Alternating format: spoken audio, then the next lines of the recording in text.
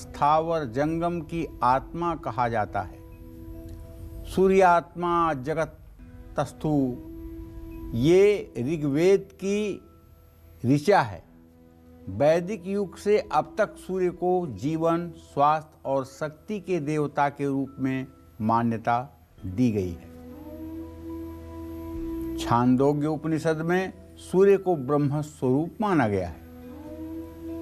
तैत्तिरीय आरण्यक सूर्य पुराण में, भागवत में उदय और अस्तगामी सूर्य की उपासना को कल्याणकारी बताया गया है। प्रश्नोपनिषद में प्रातःकालीन सूर्य की किरणों को अमृत वर्षा करने वाली माना जाता है, जिससे संपूर्ण विश्व का सृजन होता है। वैदिक पुरुष सूक्त में विराट पुरुष ब्रह्म के नेत्रों में सूर्य की उत्पत्ति का वर्णन है। ओम सहस्रशीर्षः पुरुषः सहस्राक्ष सहस्रपाद स भूमिग्वं सर्वतः स्मृत्वा ततिष्ठदशाङ्गुलम् पुरुष य वेद सर्व यदभूतं यच्च भाव्यम् उतामृत शेषानो जदनेन्नातिरोहति।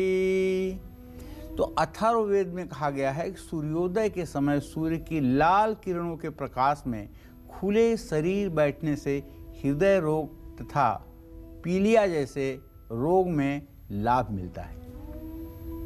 ऐसी मान्यता है चाक्षुषोपनिषद के नित्य पाठ से नेत्र रोग ठीक हो जाता है। चाक्षुषी विद्या का पाठ करने वाला नेत्र रोग से मुक्त होता है और उसके खानदान में, उसके कुल में, उसके वंश में कभी कोई अंधा होकर के या अंधा पैदा नहीं होता है।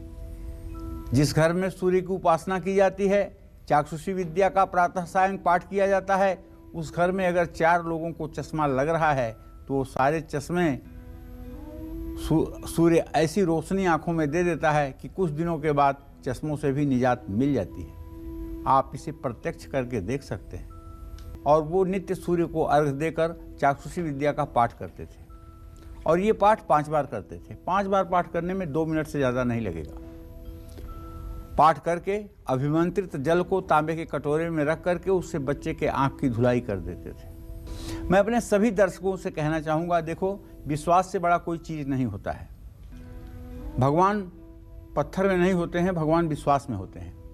आप अगर सूर्य की उपासना करके और चाक्षुषी विद्या का पाठ शुरू कर दें तो नेत्र विकार चाहे जितना भी कठिन होगा उसमें आपको राहत जरूर मिलेगी, लेकिन ये उपाय 2 दिन करने पर राहत नहीं मिलेगी।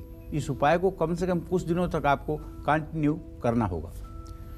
सूर्य के दिन के 3 प्रहर साधना करने का विधान शास्त्रों में बताया गया है, लेकिन ये उन लोगों के लिए है जो लोग यति हैं, जो लोग साधु हैं, जो लोग योगी हैं। प्रातः संध्या, मध्याह्न संध्या और सायं संध्या, ये 3 संध्या वो लोग करते हैं जो गृहस्थ आश्रम में नहीं है। जो लोग गृहस्थ आश्रम में हैं उन्हें प्रातः संध्या और सायं संध्या, ये 2 प्रकार की संध्या करनी चाहिए और दोनों संध्या में सूर्य को अर्घ्य देना चाहिए।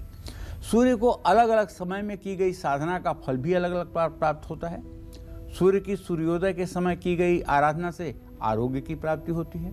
दोपहर के समय की गई साधना से मान सम्मान प्रतिष्ठा की प्राप्ति होती है। शाम के समय की गई पूजा से कुछ विशेष मनोकामना की पूर्ति होती है। तो इस तरह से सूर्य को ज्योतिष शास्त्र में महर्षि पाराशर ने आत्मा का कारक ग्रह कहा है। आत्मा वै दिन कृते अत्रः बुधो बालत्व धीमतः, ये आत्मा का कारक ग्रह है और आत्मा ही परमात्मा का साक्षात्कार करती है। शिक्षा, उच्च शिक्षा का आशीर्वाद मिलेगा। सूर्य का अपनी मित्र राशि में होने से आकस्मिक धन लाभ और आध्यात्मिक शक्ति भी बढ़ेगी। सूर्य देव की कृपा प्राप्ति के लिए रविवार को मेष लग्न वालों को सूर्योदय से पहले स्नान करके पिंक या लाल रंग के कपड़े पहनकर सूर्य को जल जरूर चढ़ाना चाहिए। 3 बार आदित्य हृदय स्तोत्र का पाठ करना चाहिए। सूर्य यंत्र का पूजन करने से भी लाभ मिलता है। और हाँ, सूर्य के वैदिक मंत्रों का अगर प्रातःकाल जप किया जाए तो चाहे जितना बड़ा डिप्रेशन हो, चाहे जितना बड़ा अवसाद हो, चाहे जितनी बड़ी हीन भावना हो, उससे भी निजात मिल सकती है। सूर्य के वैदिक मंत्र में यह शक्ति है कि बिल्कुल निराश, हताश और कुंठा से भरा हुआ व्यक्ति भी अगर सूर्य के वैदिक मंत्रों का ठीक से उच्चारण करके और उस मंत्र का उच्चारण मात्र कर ले तो उसके भी जीवन में एक नई ऊर्जा का संचार हो सकता है।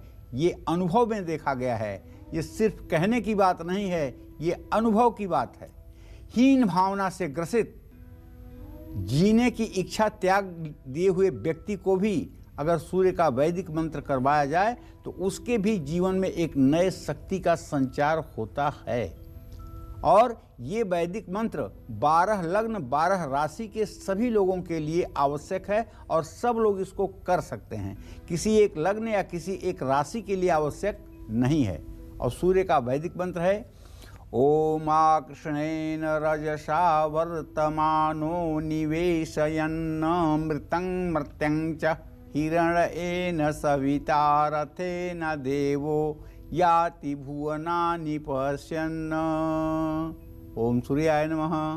ये सूर्य का वैदिक मंत्र है और शास्त्र सम्मत विधान है कि 7000 इस मंत्र का जप करने से सूर्य देव प्रसन्न होते हैं। लेकिन कलयुग में चूंकि मंत्रों का जप 4 गुना होता है, इसलिए कलौ चतुर्गुणा प्रोक्ता कलयुग के हिसाब से इस मंत्र को 28,000 बार जप करना चाहिए और 28,000 का दशांश हवन तर्पण मार्जन जोड़ने पर कुल 31,000 मंत्रों का जप करना चाहिए, तब इसका संपूर्ण रूप से फल प्राप्त होता है। वृषभ लग्न के लिए सूर्य का आधिपत्य चौथे भाव पर होता है। इस लग्न के लिए सूर्य देव घर के लिए, माता के लिए, भूमि भवन वाहन के लिए सब चीज़ों के स्वामी होते हैं। वृषभ लग्न वालों को रविवार का व्रत जरूर रखना चाहिए। सूर्य को जल चढ़ाते हुए ओम घृणी सूर्याय नमः या ओम ब्रह्म स्वरूपिणे सूर्यनारायणाय नमः इस मंत्र को 3 बार बोलना चाहिए। वृषभ लग्न वालों को सूर्य को मजबूत करने के लिए धैर्य से काम लेना चाहिए, उग्र नहीं होना चाहिए, क्योंकि चतुर्थ भाव का सूर्य अच्छा नहीं होता है और चतुर्थ भाव का स्वामी जब सूर्य होगा तो निसंदेह ऐसे जातक की माता को हड्डियों में रोग भी होगा, इसमें भी कोई दो राय नहीं है। अगर कोई वृषभ लग्न में पैदा हुआ है तो उसकी माँ को हड्डियों में रोग जरूर होगा, इसमें कोई दो राय नहीं है। ऐसे जातक की माता को चाहिए कि वो सूर्य की उपासना जरूर करें, सूर्योदय के समय सूर्य को अर्घ्य जरूर दें और सूर्य के मंत्रों का जप करें। इससे उनके शारीरिक स्वास्थ्य में सुधार की संभावना बनेगी। आत्मा का, पिता का, राज सुख का, स्वाभिमान का कारक ग्रह है। ज्योतिष में से ग्रहों का राजा और यहाँ तक मंत्र में तो इसे आँख कहा गया है। ओम चंद्रमा मनसो जातः चक्षो सूर्यो अजायत। चंद्रमा मन का कारक है तो सूर्य आँखों का कारक है। ओम चंद्रमा जातः चक्षो सूर्यो अजायत श्रोताद्वायुश्च प्राणश्च मुखादग्निरजायत। तो मानव शरीर में ये नेत्र और आत्मा का कारक माना गया है। आत्मा वैदिन कृते यत्र, आत्मा का कारक माना गया है, ऐसा महर्षि पाराशर कहते हैं। सौर मंडल में सूर्य को निडर और निर्भीक ग्रह माना गया है। इस आधार पर सूर्य को अर्घ्य देने वाले व्यक्ति को भी ये विशेष गुण मिलते हैं। इसीलिए सनातन धर्म में प्रत्येक व्यक्ति को सूर्य की आराधना करने का निर्देश किया गया है। महिला पुरुष इसमें लिंग भेद नहीं है, दोनों को सूर्य की आराधना करने के लिए समान रूप से निर्देशित किया गया है। और ज्यों बच्चे का जनेऊ संस्कार हो जाता है त्यों वह प्रातः संध्या और सायं संध्या का अधिकारी बन जाता है और प्रातः सायं सूर्य को अर्घ्य देकर गायत्री मंत्र के जप का वो अधिकारी बन जाता है। अगर किसी व्यक्ति की कुंडली में सूर्य है, हर दिन ऐसे व्यक्ति को सूर्य को अर्घ्य देने से आपके जन्म कुंडली में जो सूर्य का प्रभाव है वो इतना उत्तम हो जाएगा कि आपके आत्मविश्वास के सामने पूरी दुनिया नतमस्तक होगी। हाँ, अगर शनि की बुरी दृष्टि हो तो उसका प्रभाव कम हो जाता है। एक बात यही है कि सूर्य देव के पुत्र शनि देव हैं। शनि की दृष्टि जब सूर्य पर हो जाती है तब सूर्य थोड़ा पीड़ित हो जाता है, इसीलिए कहते हैं अर्केण मंदः, मतलब सूर्य को कौन पीड़ित करता है? मंद। कौन? शनि। शनि पीड़ित करता है। जो व्यक्ति विशेष रूप से रोजाना ऐसा करता है तो उसके जीवन पर पड़ने वाले शनि के हानिकारक प्रभाव भी कम हो जाते हैं। चंद्रमा में जल का तत्व निहित होता है और जब हम सूर्य को जल देते हैं तो न सिर्फ सूर्य बल्कि चंद्रमा से भी बनने वाले शुभ संयोग स्वयं ही व्यक्ति की कुंडली में विशेष रूप से सक्रिय हो जाते हैं। अब मैं आपको बताना चाहूँगा कि किन लोगों को सूर्य को जल जरूर चढ़ाना चाहिए। वैसे तो सभी लोगों को चढ़ाना चाहिए, लेकिन किन्हें जरूर चढ़ाना चाहिए? जिनकी कुंडली में सूर्य कमजोर हो। कैसे जानेंगे कि सूर्य कमजोर है? आत्मविश्वास आपका कमजोर होगा, बात करते समय आप हकलाएंगे, सामने वाले से बात करते समय आप विषय को भूल जाएंगे, परीक्षा के समय आपको भय लगेगा, आप बीमार हो जाएंगे, कहीं जाने के पहले आप नर्वस हो जाएंगे। ये सब सूर्य के कमजोर होने के लक्षण हैं। देखिए कहीं ये आपके स्वभाव में मिलते तो नहीं हैं। अगर मिलते हैं तो जन्म कुंडली दिखवाइए, सूर्य कमजोर होगा।